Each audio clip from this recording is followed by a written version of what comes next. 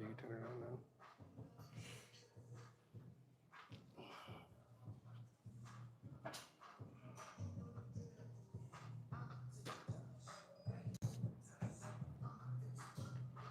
Excuse me.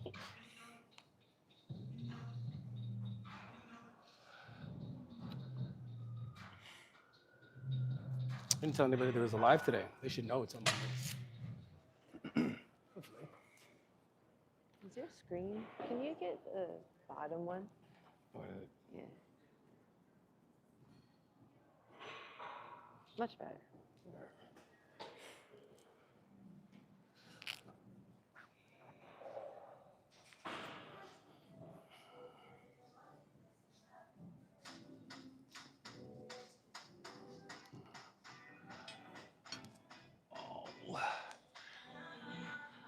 Oh, anyone there yet? Yeah, we have a couple people in. What? We have a couple people in. You have to talk louder because you talk soft. Sorry, I don't want to Because scream you can into hear, but I can't hear you. I You have a should mic turn it on. and headphones. Good morning. Afternoon. It's afternoon out here. Depends who it is. Yeah. Oh. Once you guys are in the live, the sooner you ask questions, the more likely they are to be answered. That's right. Love Ask them from early and ask them Toronto. fast. What? Love from Toronto. Who? KT Dubs. What up, man? From Toronto. It's good. Yes, the 6. Are you old enough to be T.O? That's old. If you call the 6 T.O, you're old. My hip is feeling so much better. We got some from the UK, Georgia. Yes. UK's the best. I want to get out there soon. Next year. That's the goal. Finland. Finland too? Y'all gotta stop telling me where you're from. Just ask questions. I mean, still tell me where you're from. Bench press pre-R. 405 for 5 reps. I never did like a 1 rep max bench, but that's what I got. 5 reps, 405. India. Yes, India. That's good. Michigan. Miami. Michigan. What's it? Michigan. That's home. Close to home. Who's from Michigan? Give me some names, guys. Douglas. Who? Douglas Montgomery. Nice. Michigan. Where in Michigan? Didn't say. York, Pennsylvania. Talking Detroit. We're talking Pontiac. What are you working on? So I actually did a back workout that I put together for you guys, and I recorded it. So I killed 2 birds with 1 stone. I did my back today, and I did some of my rehab stuff for my hamstrings earlier this morning with my client. I have a question. Does dumbbell floor press build chest muscles good? Because I can't do bench. It hurts my shoulders. So the only bad part about, here, I'll show you. Only bad part about dumbbell floor press is this, right? So like, if we want the chest to be stretched at the bottom, like full range of motion. And if you look like from here, if I had a bar, the bar would be this far off my chest, right? So as good as floor presses are, they are for power and whatnot, it's still a good exercise, but you're just not going to get a really good stretch at the bottom. So if you can, I don't know, if you can, maybe get like a riser, put yourself up so you can get a stretch at the bottom.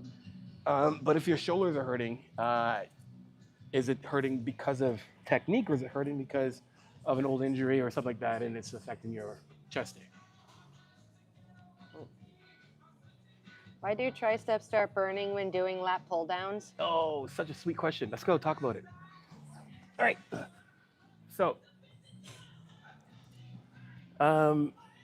just a heads up, guys. I will be doing a hypertrophy course in my school group. Each week, we're going to go over a lesson, and at the end of it, you're going to basically have a really good understanding of the muscular anatomy, your basic biomechanics, and so forth. Now, just some quick anatomy. Our tricep does not only elbow extension, but also does shoulder extension. So your lats do shoulder extension, so they put pressure here. So you're doing a straight arm pull down. You can see right now that your lat here is pulling this bone down, right? It also does this way as well too. But when we're doing straight arm pull downs, we're doing the shoulder extension part, not necessarily the shoulder adduction. So we're doing shoulder extension because the tricep has not necessarily priority, but it does help with pulling it back. The lat pull downs. Lat pull down? Mm-hmm. Oh, lat pull downs? Why is Yeah. the tricep hurt lat pull downs? Yeah. Really? Well, it depends how you're pulling it. How's it doing them? If you're doing like this, if your triceps hurting at the end, that makes sense because it's still going to help with like shoulder extension. So it depends on how you're actually pulling. So if you're pulling, let's just say you're pulling, Jesus Christ, who's on this? I'm gonna go pronated, assuming you're pronated, right? If we're doing this and we're pulling in front like that, you're gonna feel a little bit of your triceps. If we're pulling straight down to the side, you shouldn't feel your triceps as much, to be honest. If you're pulling down this way, for sure you're gonna feel your triceps because, again, your triceps are gonna help with shoulder extension. So that's what I got for you. The tricep does help with actually pulling your arm down and back. So it does make sense that it gets involved, but it shouldn't be involved too much. If anything, it should be involved at the very end when your lats are getting exhausted. How to deal with pain in elbow joint when doing pulling movements. How to deal with elbow pain when doing pulling movements? Okay, so let's just assume that you're not having it's not like a serious injury, because if it is or is really nagging you and affecting your ability to train because the pain's so bad, do not train, get yourself figured out, check it out, go, massage therapist or whatever. But you can get a couple things you can do. Number one, get a compression sleeve to help kind of keeps everything tight, keeps it warm, keeps the blood flowing.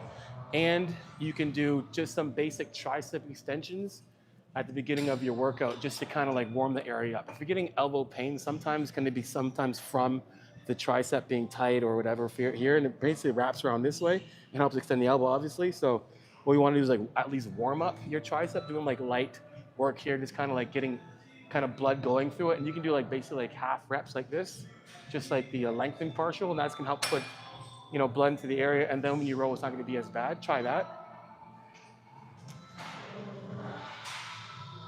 I don't have a bench. Can I still work on my chest? Yeah, of course you can. If you don't have a bench, you can do elevated push-ups. You can do floor press. You can do flies if you have dumbbells. Yeah, definitely. Let's go this way. Okay. Wow. It is. People say do 8 reps for strength and do 12 to 15 for muscle building and 20 plus for endurance. How can I get all 3 of these? It's not so, okay, so if you're looking at just strength reps, yes, something between 1 to 5, 6 reps is strength reps. And the reason why it's a strength rep is because if you're doing reps that low, that means that the weight should be fairly high in terms of that 1 rep max, because that's going to keep tension high and it'll create more strength. You can't take a lot of weight for a 1 to 5 rep range and do 20 reps because that load's too heavy. The higher up in a rep range you go, it should actually translate to a longer set as well too. So that 6 to 12 rep range is building muscle hypertrophy, and then 20 plus is endurance, but it's not the reps, it's more so the tension, the time under tension. So you can do 20 reps in 20 seconds and then that's it. Doesn't mean it's a endurance rep range. But if your rep range is 20 plus reps and those 20 plus reps end up being a minute plus, yeah, that's endurance. So look at it in terms of hypertrophy, look at it like this. If you're training for strength, anything that's gonna be probably less than 15 seconds of work, 10 to 50, more 1 to 10 or 12 seconds of work. Anything in between that 30 to 45 seconds, 50 seconds, that's your hypertrophy. And then anything plus that in terms of time would be your endurance. So to get them all in one, you can literally do that in one session. If you did your power bodybuilding, that'll be almost the same thing. Say your chest would be 1 to 5 reps, and then you went into some accessory work, maybe some dumbbells or the pec deck or whatever, and you're doing those reps, and then at the end you just want to burn things out. You could. I wouldn't put them all together. I would basically kind of put that into a mesocycle. So you have your strength phase or your build phase of that 8 to 12 or that 30 to 45 seconds, and then you kind of have a deload, and then have your strength phase, which would be around maybe 6 to 8 reps instead, and then your endurance phase or meso would be that 20 plus rep range of like that minute plus phase. Dumbbells only. Johnny, would you do incline, flat, and decline throughout the week? For dumbbells only, I would do 30 degree, 45 degree, and probably 15 degree would be fine. I wouldn't do decline at all. I know people don't care here when you're filming. This is a filming friendly gym. So Oh, they dumbbell don't. floor press don't build chest, or does it? Say again? So dumbbell floor press doesn't build chest, or does it? It does, but it's not going to be as beneficial as if you would be able to get the full range of motion, right? So let's just put it this way. Let's just say that if you do full range of motion, you'll put on a pound of muscle on your chest in a month. Let's say you do, I don't know, floor press, it's going to take maybe 2 months. But like I said, when it comes down to it, we want to get a full range of motion, get the stretch. And this is when you're going to get the most amount of muscle recruitment, and hypertrophy is when we're stretched. So if we're almost bypassing that, it's going to slow down your ability to stretch that muscle because the chest just isn't getting stretched as much. You're still going to work that top range of it. Again, it's effective, but it's not as effective if you would have had the full range of motion. What is your sport focus? What is my sport focus? Yeah. Right now, being functional, getting back to jiu-jitsu, that's basically it, really.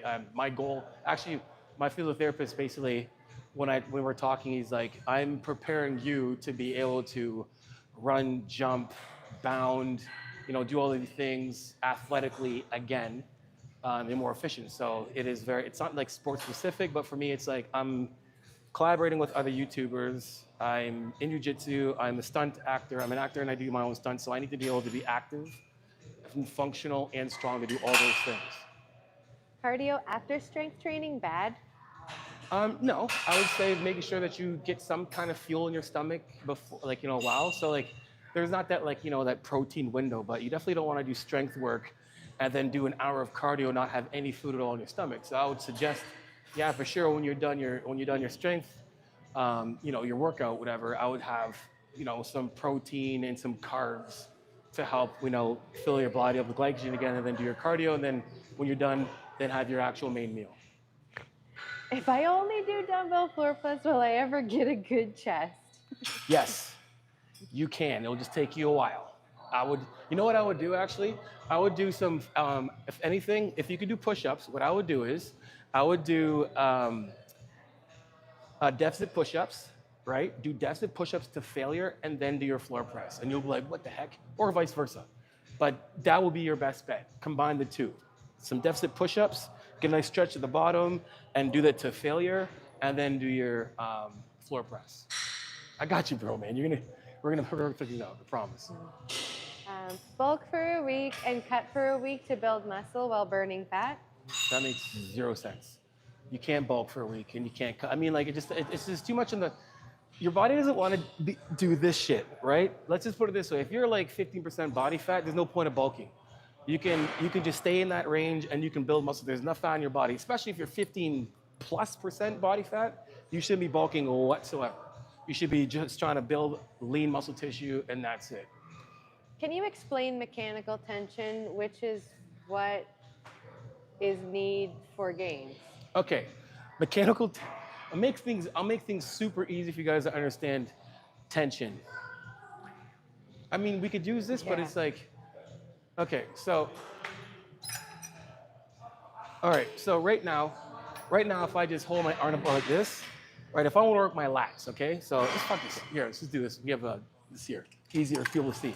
Okay, make it very easy for you guys. Your body has been progressive overloading you for your entire life. You started off on the ground as a little baby. If your parents would have left you by yourself for like 5 minutes, we're all dead. Our heads drop on the ground, we can't breathe. So our bodies basically learn how to progressive overload from the start by holding our head up first and eventually being able to walk. And then now we're able to walk and whatever, and we're our age now. And our body's been used to carrying us around. The reason why we're not just building muscle every time that we move our hand or our nose is because there's no tension there at all. So when it comes to mechanical tension, it's basically this muscle being stretched under a load, right? Now, the heavier the load is, the more tension right away that's gonna happen. So bring it back to the guy who was talking about doing those strength reps. Strength reps right now will be like this. Ain't no way in hell I'm curling this, but maybe I am. Okay, so here we go. And right away, that tension is extremely high. How many more reps do I have to do to make tension even higher? A couple more. Doing this, tension is already at its highest. That's mechanical tension. I can make that same tension as great or the same by lowering the weight and then doing more reps. And there's mechanical tension when I'm doing the curl. And eventually, after doing 10 reps, tension is gonna get higher and higher and higher till it's just as high as doing those 2 reps of it at almost the entire stack. That's basically what tension is. You want to put your muscle under a load, and while it's doing stuff, it's adapting and growing. Over here, can you show the correct form for lat pullover? For lat pullover? Yeah, for lat pullover. No, I guess not while we're here. You mean center pull downs? No. Or dumbbell pullovers? Dumbbell pullovers. Like lat pullovers? What the hell is that? While we're here? What do you mean while we're here? I read it wrong.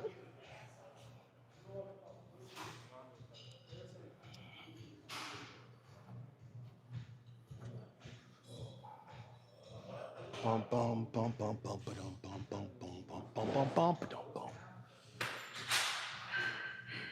All right. Give me a second.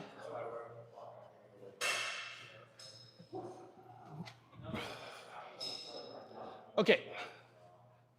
There's a couple ways you can do this. You can do it when your body's perpendicular to the bench, meaning you're this way, or you could do it where you're laying parallel with the bench, right? This is sometimes easier for people to do it here, so we'll just do it from here. It's better, easier for you to see. Now, when we're doing this, right, hopefully you have a buddy with you or whatever. If not, you're basically gonna kind of kick yourself up like this. Triangle underneath, right? So it's right here. I'm gonna kind of do this with my hand. I make a triangle like that and cover the bottom. And then when I push this up, now I want to have the pressure on the outside. I want my hands to be like this, to be cupping like that, right? That right away is gonna start making my lats engage. Now from here, I wanna, at the bottom, or when I'm going back, I'm pushing back, keep my chest up, and I wanna keep my hands flat. So you see my arms now flat at the bottom. From here, we can stretch even more, and then pulling up. Keep the hands flat, and then right here to your top of your chest. Don't have to come here because last I'm doing squat all right now. So from here, there's tension. Reach it back, keeping the arms straight. I don't want them bending like this because that becomes a tricep exercise and chest, and you're wondering why my tricep hurts when I'm doing back. So we want to make sure that we are internally rotated slightly so the elbows are to the side. Pressure is going to be on the outsides of the hands, and then you're coming back, you're feeling it back, reaching back, keeping these straight. From here, chest up, and then pulling through just the ear. And then as you get better and better, your range of motion is going to increase. Get a nice stretch from here, stretching it back, and pulling over. And pull. Now, making sure we're doing this right, keep the feet on the ground, pushing them into the floor to give yourself some leverage and some balance. Don't be like all like this and doing it because it will reflect at the top of your lift. So being here and strong from the bottom is giving myself leverage. So pushing into the floor with my feet and pulling from here.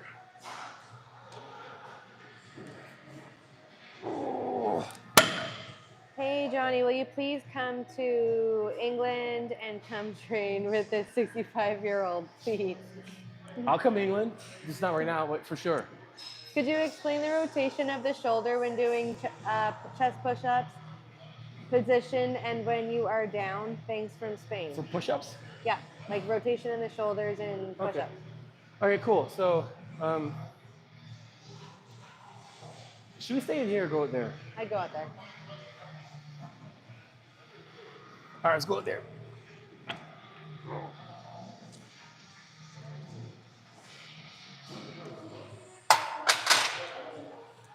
Then we have to come back in here for some other exercise, which is fine. I don't mind my exercise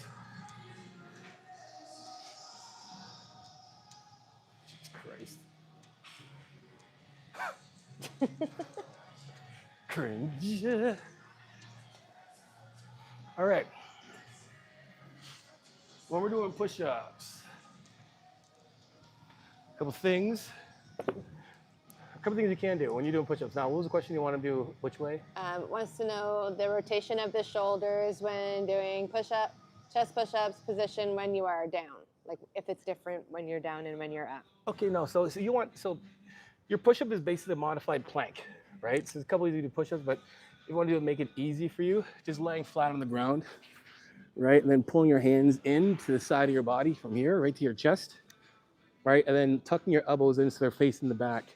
So when you push up, everything stays underneath. You know, this is a plank, basically. Now these are push-ups. From here, we can do them straight, and this is a lot more like tricep, but still working the chest. But they're gonna stay the same way. They're not gonna rotate.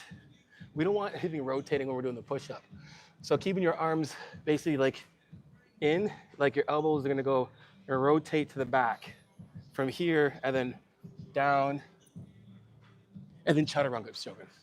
It's down here and then pushing up. If we want to get a little more chest, then we're going to open our hands up a little wider from here. And then when we're going a little bit wider, our elbows are going to go out to the side a little bit more when pushing, right? Now, if we want to make this more optimal, we grab maybe a dumbbell or some blocks to give ourselves a lot more stretch at the bottom. So you can tell right now, when I can get more stretch, even though I am stretched right here, the floor is in the way. So we want to elevate a little bit so we can get a nice stretch at the bottom and pushing up. Remember, the elbows don't move. You don't want them moving when you're doing a push-up. You want them going straight one way. Again, if they're close, they're staying back. If we're out a little further, they're going out to the side a little bit. Is it cheating to have your hands on your quads on the hack squat, back flat and still full range of motion? If your hands on your quads when you Yeah. I know that trick. It's not, here's the thing. It's not if you're, let's go there. Let's just go.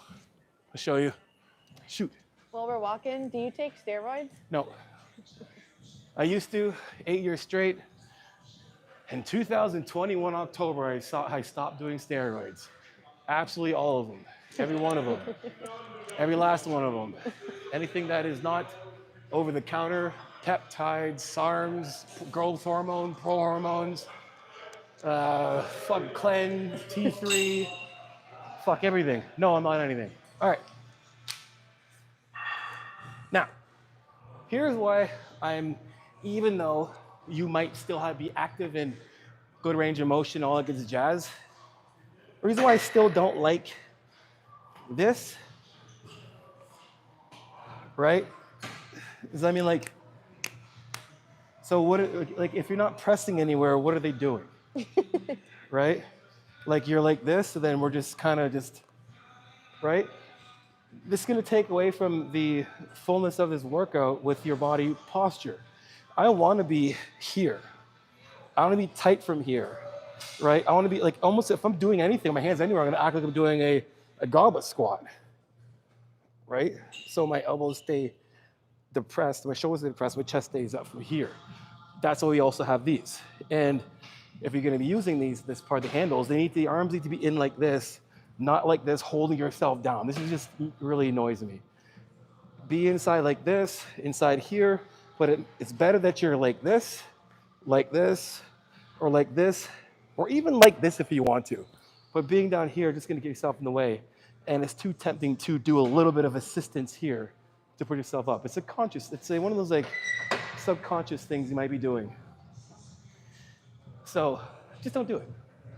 Johnny, what do you think it takes to be a professional trainer/coach? Should the individual have a PhD or should have some competition experience under his belt? Love that question. I'm going to say this with so much conviction. I coach people with the same education as Dr. Mike. I coach PhD holders, master holders in kinesiology, biomechanics, exercise science. The biggest thing when it comes to being a good coach is the application to a person. Now, if you just start online coaching and that's it, you miss a lot of the the growth phase of being a coach, which is actually like interacting with people, interacting with different personalities, being able to kind of be a chameleon in terms of like, how do I coach this grandma to be able to do a proper squat? And how do I coach this 15-year-old hothead on how to do a squat? And how do I coach the guy that just wants to look good for his wife to do a squat? Every one of those people are going to have different, I would say, ways to be able to coach that person. And when you do that, that's when you actually get better at coaching, is finding ways to be able to apply things that you know. I know a lot of people who have like great degrees and they're extremely intelligent. If you talk to them one-on-one, you're just like, wow, I don't know what they're talking about. But when it comes to the actual person, to be a good coach, it's a mix of having good education in terms of like, I don't care if you even just get a certification. Getting a certification and studying and making sure you do the extra things you need to do to be able to keep yourself up to speed when it comes to, the latest things in terms of like studies and whatnot, and having the experience to coach people one-on-one.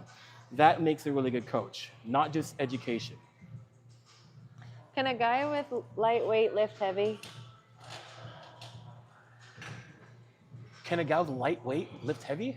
Yeah, can a lightweight guy Can a lift lightweight heavy? lift heavy? Basically. Can a lightweight lift heavy? Of course. I know I know some people that are, what's it? Tristan. I worked with Tristan last week. And let me tell you right now, guys, Tristan is on zero steroids, 100%. That guy, like, honestly, like, I'll talk about it later. I'm going to do a video on him either way. But Tristan's 160 damn pounds. And we did a chest workout, and he lifted more than me. Now, I'm not really training to lift anything heavy at all really that much anymore. But, yeah, so light guys can lift heavy. Like, just your body adapting. Just train hard enough to be able to get stronger, and you'll be able to lift more than most big guys. Most guys that are big are just all show and no go. Show. Some. I'm skinny fat. What should I do first to gain? You're skinny fat. So most people that are skinny fat is because they're lacking muscle. Everybody going through the fitness journey, if they're overweight, obese, whatever you want to call it, should be trying their best to build as much lean tissue as possible. What happens when you do that? Your metabolism increases. The more muscle you have, the more your body works to move that muscle around. And then once you're building all that muscle, you realize that, hey, I'm getting stronger, I'm seeing things change, it makes you want to lose fat even more, be more efficient. So get in the gym, start trying to build as much muscle as you possibly can, binge watch my videos. They're basic, they're for all those people out there who just want to learn how to get to their goals in the most simplistic possible way. Stick to the basics, binge watch my stuff, and I promise you, you reach your goals. Any tips on rear delt mind muscle connection? Even though I get good pump in my rears, I don't really feel any mind muscle connection during my reps, and I only have dumbbells. Oh yeah, okay, that makes sense. If you only have dumbbells, I'll show you a couple things you can do. All right, I'm assuming you only have dumbbell, and I'm hoping you have a bench too. By the time I get over here, can you please answer me and let me know if you have a bench? Because if you do, we're gonna make things awesome.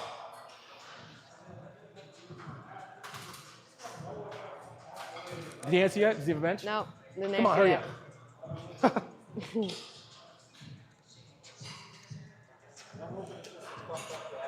Still didn't answer. Do you have a bench? Still didn't answer. Come on, man, hurry up. Well, we're just gonna assume. I'm gonna give you the example anyway, just in case you do have a bench. Awesome. Okay, so I'll get two of these actually. All right. Dale, yeah, got a bench. Sick. Does it recline or decline? Dale, does it decline? Doesn't matter. Okay. Doesn't matter. So come over this way. All right, so I'm assuming when you're doing rear delt flies, there's a couple ways we could do it. We could do them chest support this way, and we're out here. And when it comes to dumbbells, problem is that guess what? Down here when there needs to be a stretch, there is zero stretch. Tension gets harder and harder and harder the higher it comes up. And right about here is when the delts are really feeling it, the rear delts. Now, if you want the rear delts to feel a lot more when you're doing dumbbells, if anything, pull yourself kind of back this way. You'll feel a little more that way, pulling back here. Now, again, when it comes to like feeling your delts, you're probably not feeling them as much because there's not any tension down here, especially if you're doing it this way, or even if you're doing it bent over like this, or if you're seating like this and doing like this. Tension's not going to be anywhere until it gets higher up. Now, you want to feel it. Can't hear your mic. Oops. Yeah. All right, now if you want to feel it more, get yourself on your bench. Sit yourself like this, like you're doing a GQ shoot. Don't do that. But right here, grab some for leverage and have that weight over top. Chest up, my shoulders point up, and there's tension already on my rear delt. So the second I lift up, there's tension that's there, and then stretching at the bottom and pulling up, and tension is on that muscle right away. So I would try to do your rear delt flies like this, because I've done 4 reps and this is only 15 pounds, and I might feel my rear delt already. Now, a couple of things you can do. Keep your hand pronated, so basically your top of your fist is gonna go to the ceiling, or I like to angle a little bit like this and lead with the back blade of my hand and pull that way. Either way, I just did 6 reps maybe and my rear delts are on fire. So give that a try. Let me know how it goes in the comment section below. I just get used to saying that. Ouch. Sorry. Hi, bro. Which muscle in general respond better to higher rep range, like 15 to 20 reps?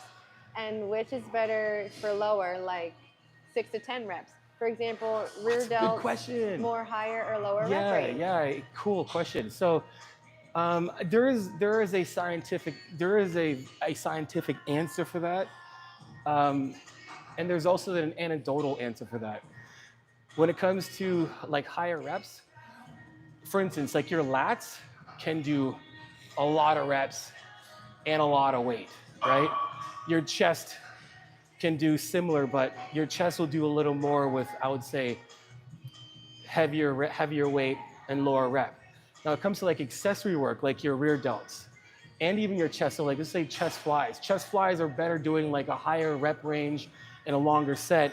And then same with the rear delts. Biceps and triceps are gonna benefit from a way longer set than heavier reps in a shorter set. So I would say like your 10 plus reps or say 15 plus reps, biceps, triceps, traps, forearms, calves, chest in accessory work, and then back, because it's just such a big muscle and it can do so much. And then I would say, yeah, specifically that. Now, when it comes to legs too, I think I don't know if there's scientific answer to that, but I would say more anecdotal. Really, I would find that you can do a lot more heavier load. Your body can keep more tension with doing like squats. I would keep that within like an 8 to 12 rep range. Again, if you look at the total like system, the stimulus to fatigue ratio, that plays an effect, right? So when it comes to doing like 20 reps of squats, you're not doing 20 reps of squats. It's gonna be a lot. It's gonna be too much. You'd be better off doing a lower rep range, higher weight, and benefiting from that, right? So backs can do that. You know, leg extensions can do higher reps. Hamstring curls can do higher reps. Squatting, not higher reps. Deadlifting, not higher reps. Hope that answers your question. Any chance you might create a 30-minute, 5-day program for someone who wants to maintain the muscle they have and prioritize cardio? A 30-minute, 5-day program. That's for more awesome. cardio. For more cardio. Yeah. Is that DJ? No, his name is Ryan. Oh, it's Ryan Mayer. DJ's from my school group, and he was kind of asking something similar. He's doing a cutting phase, and he wants to prioritize cardio and chop his workout time down. You know what? I will do that. And you know why I'll do that? Because I always do stuff like this. That's a great suggestion. If someone's asking it and thinking it, there's probably a lot more people that are like, I like that too. So yeah, I will, for sure. Hello, Johnny from Indonesia. Thanks for giving your great tips. Yeah, so helpful. Indonesia's beautiful. Easy and cheapest way to bulk. The easiest and cheapest way to bulk? Okay, without me thinking about, not me worrying about bulking, whatever, the easiest and cheapest way to bulk is extra lean, if you can get extra lean, ground beef and rice, right? When I was poor, that's the only way I could eat was basically rice and ground beef, and I mix that together and then put some like veggies in there. It was good. Now, even cheaper way to do it is like you can add just like more, if you want to add more calories to it, adding a little more oils and some fats to your diet. But like the cheapest way, we're talking about like just going to the store and the cheapest things to buy, rice and ground beef. What is a supplement that can boost androgen receptors? A supplement that can boost androgen receptors? Steroids. Why do you want to boost androgen receptors? Johnny, dumbbells only. What is the best way to work or grow the inner chest? Can you show one maybe? For the inner chest? Okay, so I mean, when it comes down to it, we really can't just work the inner chest, right? Understand that, and this is something, again, if you guys are interested in joining the school group, I'll be doing a hypertrophy course, which will give you all these answers. But either way, we're looking at the basic, muscular anatomy. The chest is basically going to attach, most of it is going to attach to your sternum here, and it's going to anchor all the way to your humerus bone. And it pulls this arm in like this. It also helps pull it up like this and pull it down like this as well too. So when we're trying to work the middle part of our chest, the best thing to do is to think about it. If it's anchoring here and here, if I stretch this as much as I can, we're stretching the 2 points as far as we can. What happens is basically, if we're trying to work that middle part, well, the greater the stretch, the more this is gonna stretch. And then when we're pushing forward, then we're getting across here and working the chest. Put it this way, guys. What happens to new clothes when you get it, especially a cotton, right? Not after you wash it, but like you put it on a couple times, and guess what happens? Everything starts to stretch and stretch and stretch. That's what people, when they grab rubber gloves, they take them and they do this first, they stretch them so they can put it in. That's what you want to do with the muscle. We want to stretch, not that kind of rubber. You roll it on, you don't stretch it. I don't know, that would be just ineffective.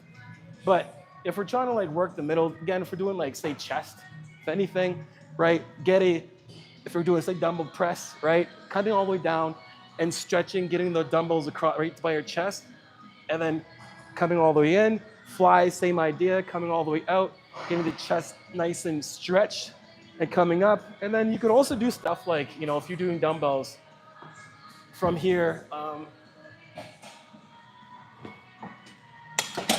it's an oldie.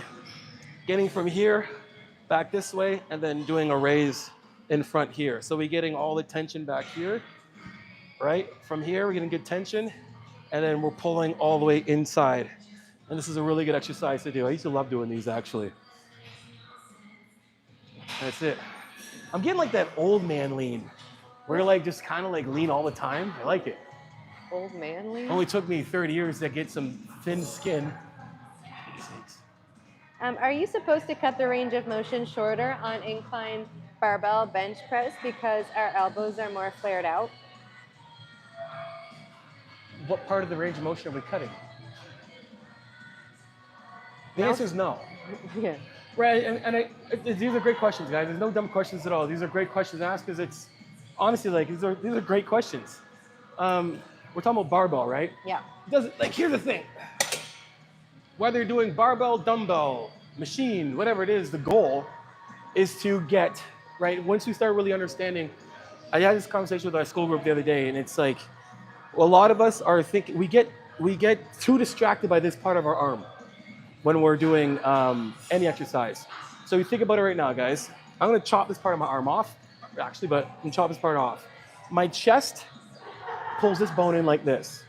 My shoulder pulls this bone in like this and pulls it back like this, right? My lats pull this bone down like this and do this, right? My shoulders do the same thing. The main parts, your chest, your shoulder, and your back are moving this bone, not this bone. This bone here is being moved by your bicep and your tricep. Whether it's being supinated or pronated, it's only being worked by these two muscles are doing this work. So when it comes to our chest, if you think about it, let's just try to imagine that my arm now is this long, right? I want my arm to be like this, right? The further back this can go, it's gonna get more of a stretch, and then it coming all the way here. That's our full range of motion, right? So the goal for the chest is to stretch all the way down here and to come back here. So taking any part of the range of motion out doesn't really necessarily make sense. I get being down here and just doing partials, but if we want tension to be great, the further the negative is coming down, the more tension we're gonna get at the bottom of this than just being kind of here and doing this. So don't cut the range of motion. Keep the full range of motion. We want the arm to come all the way back and stretch and come all the way back to the starting point. Have you tried PJR pullover? I don't know what that is. The who? PJR pullover. I don't know what that is. PJR. I don't know. PJR. Somebody explain the PJR pullover is. While they're doing that, any recommendations on training pushing movements with a chronically inflamed bursa in the shoulder? Still working with doctors to diagnose root cause, but would like to prevent strength and muscle loss. Okay, so we have constant pain in the shoulder Mm-hmm. and no surgery, No. nothing like, so waiting for diagnostics from the doctor. Here's my advice when it comes to shoulders. I tore my AC 20 years ago and I still have issues with it. So if you have an issue with your shoulder and you're waiting for imaging or diagnostics for that, wait. Because if you F it up, trust me, I've been spending 20 years with this annoyance. And why my tricep isn't as big as it should be is because my shoulder doesn't connect as much. So when I'm trying to do pressing, whatever, guess what happens? My trap takes over and I lose tension on my tricep. So you want to avoid things like that, just take your time. Don't be in a rush to get back in. You can train your opposite side arm and keep this arm pretty strong. Your body works like in spirals. So there is a lot of studies done that if this shoulder's injured and you are working this shoulder still, you're gonna keep this shoulder pretty strong. So just wait.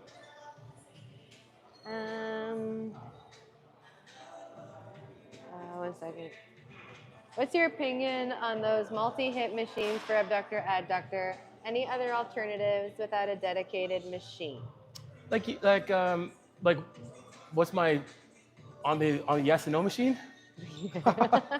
It says your opinion on the yes and no machine, and any other alternatives without a dedicated machine. So I think those are good machines for like just like activation. You know, they're really good for like if you're trying to like really get yourself warmed up or turn your glutes on. Say like my client is having issues, activating her glute med, and it's causing pain on her adductor. So she's not like loading her glute med as much as she should when she's moving, because she's relying more on this. So we'll do some abduction work to help turn it on and then start the workout. I'm not going to use the yes and no machines to try to build mass or muscle more than some other things, because the problem with it is that whether I'm doing like the adductor, when I'm here, nothing's happening. So they both really only benefit on the shortened contraction. And we know that the lengthened part of that lift is where to get the most amount of hypertrophy. So things we can do to get a better overall stretch, let's head on over to the cables. Do they have that? Actually, they have a machine where we can do that and get a stretch.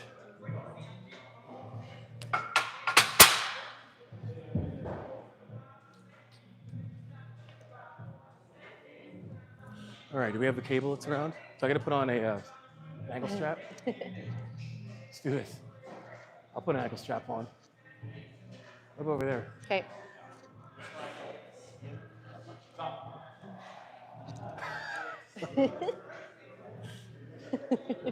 No. Yeah, I do. I'm using it right now. And you're live as well too, so you're asking me for your thing back while I'm live. Couldn't hear it. Huh? Couldn't hear it. Yeah, really? Yeah, really. All right, let's put these shackles on. Johnny. All right. Okay, so. All right.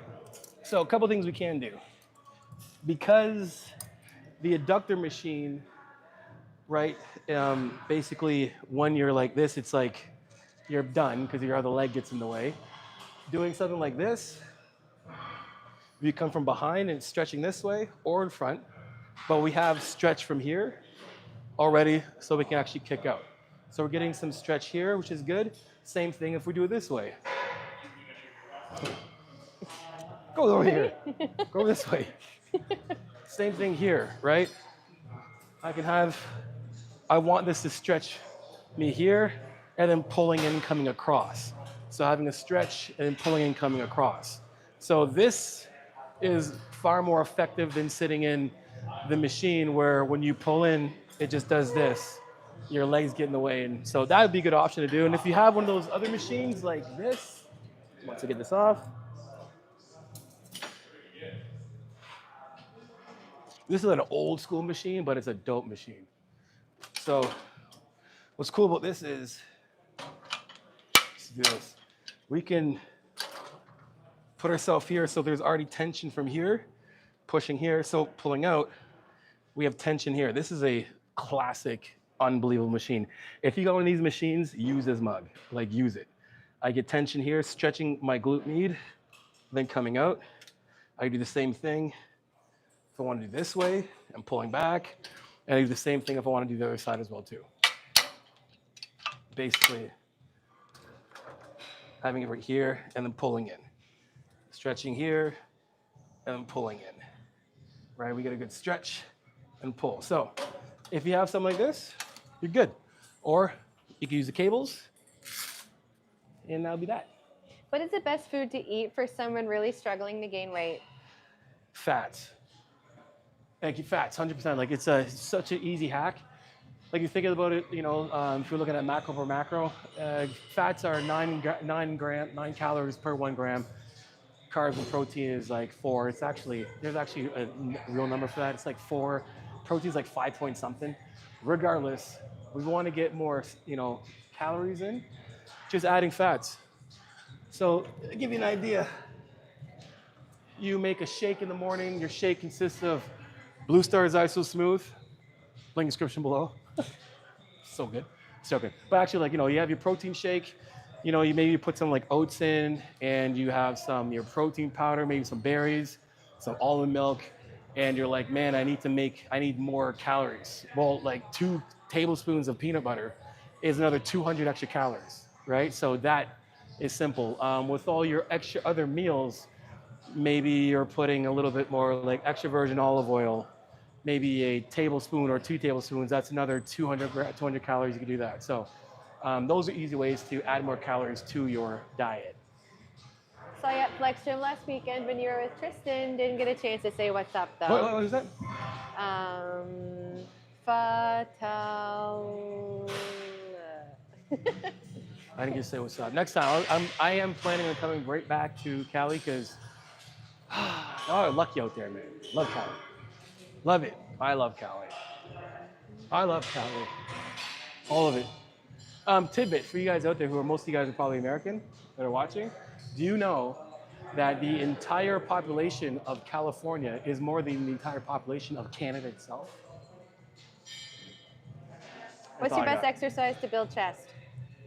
The best exercise to build chest, anything that's going to give us a great load in the stretch position, 400 motion, but dumbbell, incline dumbbell press or machine. If you have a machine that is if you have any machine that's going to let you get nice stretch at the bottom, that's going to be great for muscle growth. If you don't have a machine, then we want dumbbells to give us that full range at the bottom and all the way to the top.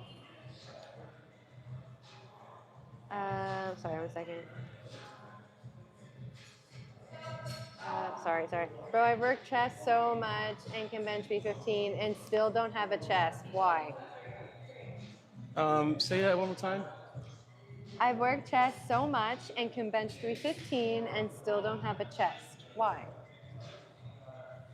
You sound like me, to be honest. Like genetics are a bitch sometimes, right?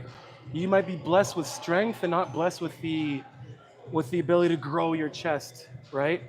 I would just, you know, if someone says something about your chest, be like, yo, let's go do a bench. Someone's like, you got a small chest, be like, all right, how much can you bench? And you go over there and you dummy and benching. I don't know. But like this, it's a genetic thing, right? Number 2, like how often are you training, right? As long as you give yourself enough time to actually rest, which is priority, right? Rest, water, enough calories, enough protein, and then obviously your training stimulus, which you're doing because you're lifting 315. If you're doing those things, you should be able to grow. If you're not, again, it's like take your time, patience, and again, it's going to be something like, it's going to be a genetic thing in the end. If you can't build your chest, but you're getting super strong. When you explain about systematic fatigue for legs, how would you explain it for back? Systemic fatigue? Mm-hmm. For back? Yeah, how would you explain it for back? Like we're talking about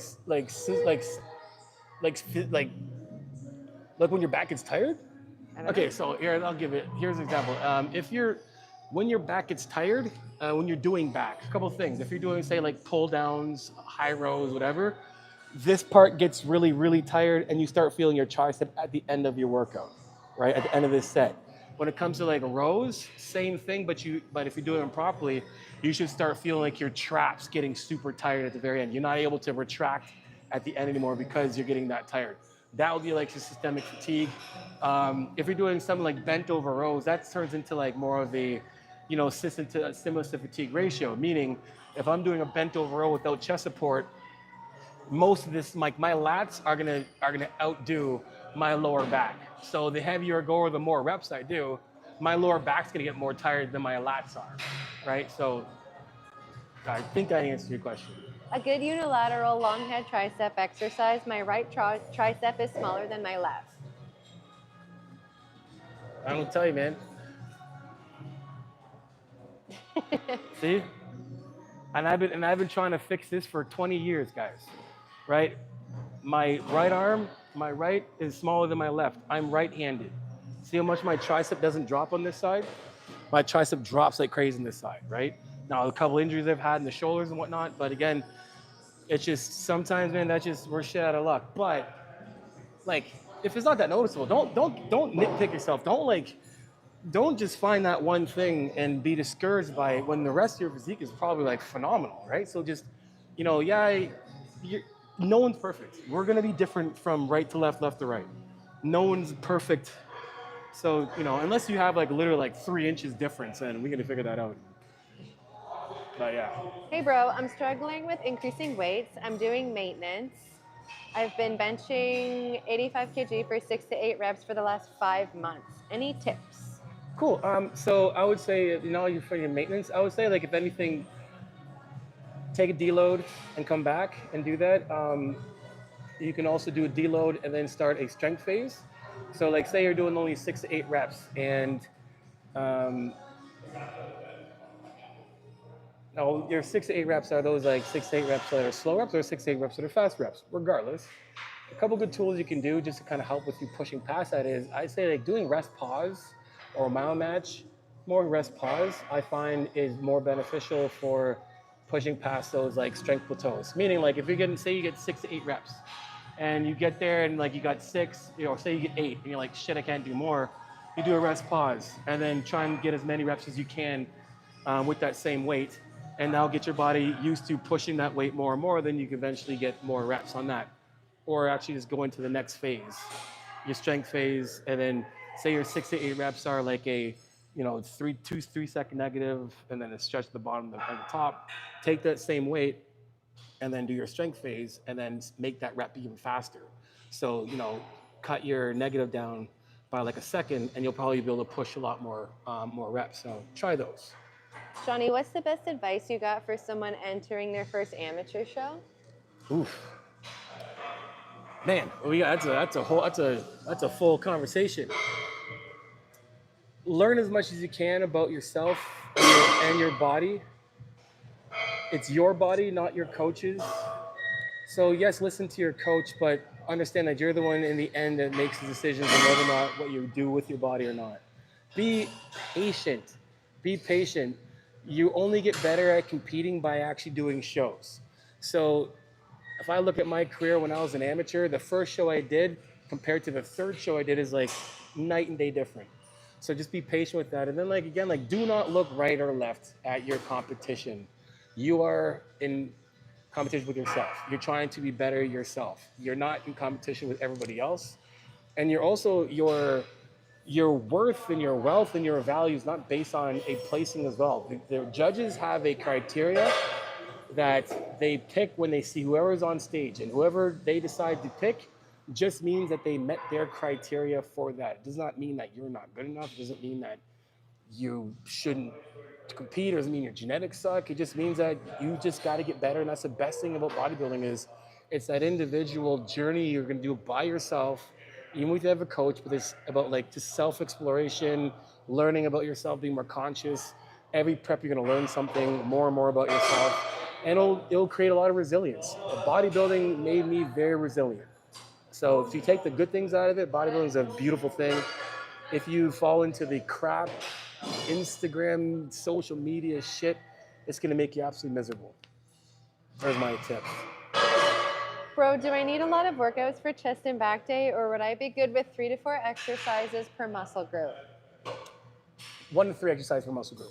You don't need 3 to 4. Muscles don't do 3 to 4 things. They do 1 to 3 things, but your chest does primarily one thing: shoulder adduction. And then shoulder adduction from a flexion standpoint, then shoulder adduction from a extension standpoint. So there's only 3 things your chest can do. Same with your back. Your back's basically doing this, is doing this, and then you're just doing this. Mainly, and all 3 I just showed you are lats, and the only thing that makes a difference is how you're loading it. We're bringing in the traps, the rhomboids, and then the erectors when we're bending all the way over with our chest support. So I would say like doing each muscle group 2 to 4 times a week, depending on your goals, and then like 1 to 3 exercises per muscle group, 1 to 5 sets per muscle, it's per exercise itself, and then 3 to 12 hard sets a day per muscle group, right? So that means like the entire, like, so I'm doing like 3 to 12 sets of the entire shoulder, not like 3 to 12 sets of like front raises inside, right? So there you go. Hey there, I currently have a non-dislocated fracture in my index finger. Should I wait or should I start going back to the gym? Wait. You see that? That's what happens if you don't wait. See, you guys are like, what's going on? Are you guys, some people make talk about thinking. This thing's strong as hell, actually. Like, literally, I can hang anything on this. It's awesome. But this is when I decided not to, right? I finished my football career, and I'm like, what do I do next? And I was like, all right, I'm going to bodybuild. Talked into it. And then I'm trying to train for my first show, not even like a week after breaking my finger, and it was in a little splint. And I'm like, screw this is getting in the way of me being able to do my shrugs and stuff. So I took it off, and then here I go here with my whatever you want to call this, my raptor claw. So wait. Mike Tyson push-ups, do they work the entire body, and doing 5 sets of 12 bench presses of 205 build muscle and is good for you? That's very general. I meant that's general, but like I don't know who you are. Like that's just a very blanket statement. It's like is 205. If 205 for a 400-pound power lifter, probably not, right? So number 2, I don't know what a Mike Tyson push-up even is. What is a Mike Tyson push-up? I don't know. What do you push him and punch him in the face? Like what is? I don't know what a Mike Tyson push-up is. I can't answer that question. I'm sorry, man. For natural lifter, does high rep, low weight work for getting bigger? For natural lifters, you can do the same thing as non-natural lifters. The only thing difference is your ability to recover, right? And the amount of, how far you can push yourself past failure.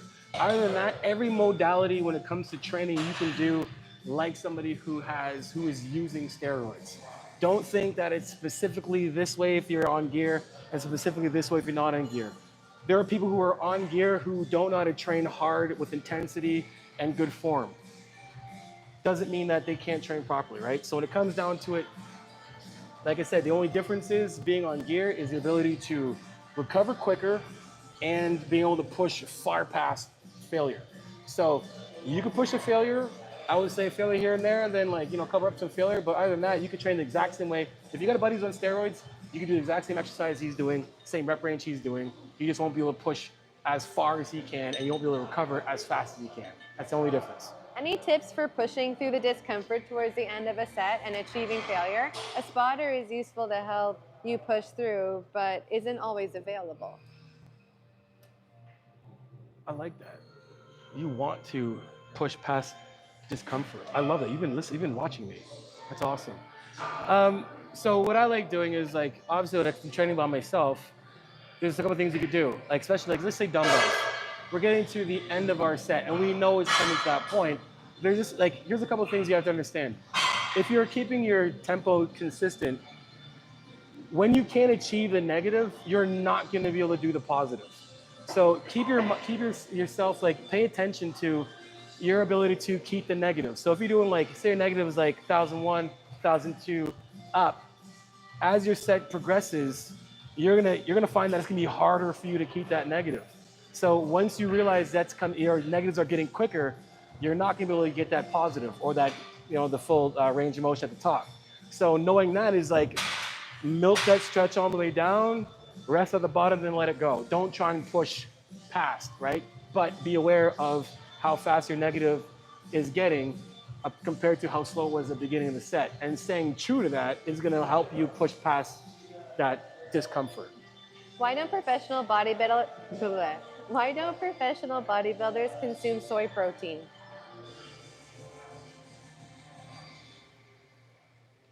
I don't know. Well, I can tell you really. Soy protein isn't as when it comes to aminos, isn't as isn't as good as chicken, um, beef, fish, right? So there's less of the entire protein available in soy protein, right? So that's why there are bodybuilders out there that are vegans and vegetarians that eat soy, right? So I would say if you're not a vegan, if you're not vegetarian, there's really no reason to have soy protein as a professional bodybuilder or even an amateur bodybuilder. Yes, Dale, all of the live streams are posted to the channel under the little live tab, so you can go rewatch them. Yeah. Is dips good for lower chest? Yes. What do you think about chaining chest, triceps, and shoulders all together? Great. Great idea.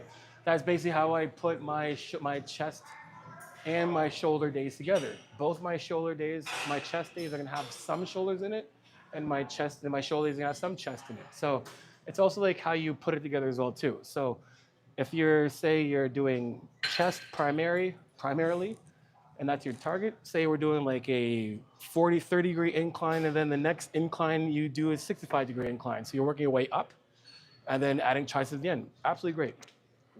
How do you feel about using kettlebells primarily? Primarily, it depends what your goal is. If your goal is to be very efficient using kettlebells, they're great. They're great tools for helping you be functional and whatnot, and moving and understanding like your body's balance and your core and whatnot. But if you think of like how much can you do with a kettlebell, as opposed to how much you could probably do with a dumbbell, a barbell, or machines. So I think like if it's something that you're like, put it this way, I would look at it being like someone doing calisthenics. Calisthenics primarily works to an extent, and until you have to build more muscle, and the only way to build more muscle is by lifting heavier, and the only way to lift heavier as a calisthenic athlete is to be heavier or add weight. So primarily, it's okay, but if you're trying to really maximize muscle hypertrophy, I wouldn't say it would be the best tool primarily. I would say use it. There's some great things you can do with kettlebells that can push hypertrophy, but yeah. I tried leg extension machine, but my knees hurt. Are there any other exercises that can substitute it? Front foot elevated, reverse lunge, walking lunges. Those are great to do. I would also just look at why our knees are hurting doing leg extensions. I think people made so much a fear-mongered knee pain and injury with doing leg extensions for some weird reason. And you should have healthy knees to be able to literally get down and do this. Like your knees should be able to fully completely flex. So if that's an issue, I would say that maybe we're lacking in the mobility and knee strengthening department. But nothing beats, I would say, something functional like a walking lunge and having that knee really travel over top the toe and getting a nice full flexion on the way through. Nothing beats that in terms of your body getting the fullness out of just being overall functional and activation. So, what's a great exercise for lower back? We'll do a couple more because we're over time. Oh yeah, for lower back? Yeah. Like I said, you can primarily just target it by doing like, back extensions. You get a back extension machine. I don't know if we have one here, but one you're basically like, doing this. If you want to use like compounds, nothing better than doing like deadlifts, Romanian deadlifts, conventional deadlifts. I just did an example today of doing like back extensions while doing a row. So if we're rowing, we're, coming up like this and keep our core engaged. Those are all great ways to strengthen the lower back. Hey, is it fine to hit chest 2 times per week for faster growth? 100%. Yeah. What would be a good replacement for walking dumbbell lunges? A good replacement? I would say if we're just trying to target your quads, one single leg press would be good to do, or leg extensions. And so I'm probably the same person talking about leg extensions, maybe. I don't know. No, I don't think so. Okay. Are cable lateral raisers that much better than dumbbell? Yes. I mean, yes and no. Yes, from a piece of equipment standpoint, yes, because it's going to give us constant tension throughout the entire range, where dumbbells necessarily don't. But you can adjust yourself in a way that you can cause tension, like I showed earlier today in the video. So, the answer is a yes and no. But like I said, for the piece of equipment itself, yeah, cables are a lot much more optimal. And last one, is there good exercise that can activate quads and hamstrings at the same time? Quads and hamstrings at the same time? So not squats, not the problem with that those two muscles is that when you're doing like squats, your hamstrings aren't getting loaded as much as your quads are. When you're doing Romanian deadlifts, you're not getting enough knee flexion for your quads to really work as much. If anything, maybe conventional deadlifts a bit, I would say. Um, but yeah, maybe I would try and say even like leg press, but not even leg press. It's just like if you want your hamstrings to get the most, it's doing a seated hamstring curl. You're getting every hamstring muscle when you're doing that. When you're doing same with bent over rows, but bent over RDL, sorry. But even some of those hamstrings you're not using as much, and again, it's just excluding your quad. So I would say do a combination of like a walking lunge and then a RDL. And then a walking lunge and an RDL. There you go. That's it. Calling That it. is it. Guys, appreciate you again.